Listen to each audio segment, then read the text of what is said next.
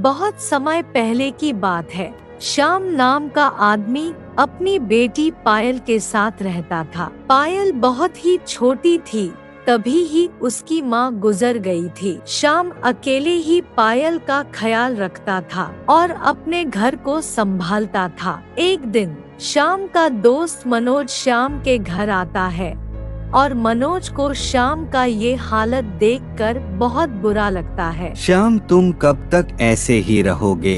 तुम्हें दूसरी शादी कर लेनी चाहिए, जिससे पायल को उसकी माँ मिल जाएगी और तुम्हारे घर को संभालेगी। श्याम ये सब सुन रहा होता है और अपनी बेटी के बारे में सोचने लगता है। कई दिन बीत जाता है और श्याम की शादी गीता से हो जाती है। पायल ये सब देखकर बहुत खुश रहती है, क्योंकि अब उसके पास उसकी माँ है। माँ, मुझे आपसे बहुत सारी बातें करनी है। हाँ बेटा, हम बहुत सारी बातें करेंगे। श्याम उन दोनों को घुलता मिलता देखकर बहुत खुश हो जाता है।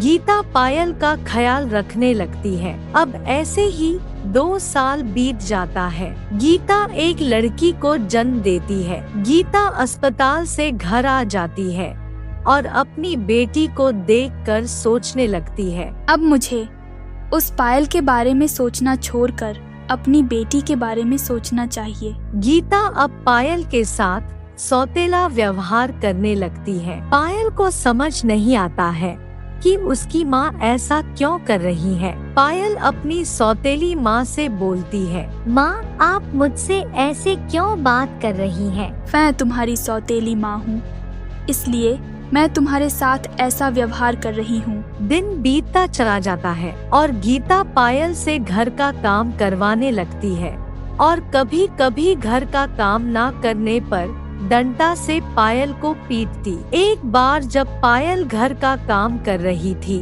तभी पायल से गमला टूट जाता है और गीता पायल को डांटने लगती है, तुझसे कोई काम ठीक से नहीं होता है, मैं अभी तुझे बताती हूँ। श्याम गीता को पायल के साथ ऐसा व्यवहार करते देख लेता है और गीता के पास जाकर बोलता है, तुम्हारी हिम्मत कैसे हुई मेरी बेटी के साथ ऐसा व्यवहार करने की?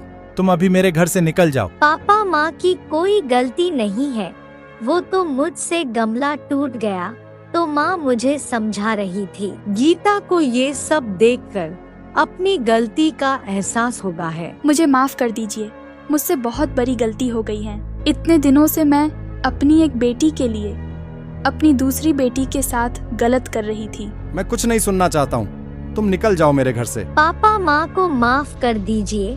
पूजा बहुत छोटी है, माँ पूजा को लेकर कहाँ जाएगी? और मैं नहीं चाहती माँ इस घर से जाए। मेरी बेटी इतनी छोटी उम्र में कितनी समझदार है। तुमने मेरी बेटी के साथ इतना गलत किया, फिर भी ये मुझे तुम्हें माफ करने के लिए बोल रही है। मुझे माफ कर दो, मेरी बच्ची, मुझसे बहुत बड़ी गलती हो गई है। और श्याम पायल के कहने पर गीता को माफ कर देता है और गीता को घर में रहने देता है।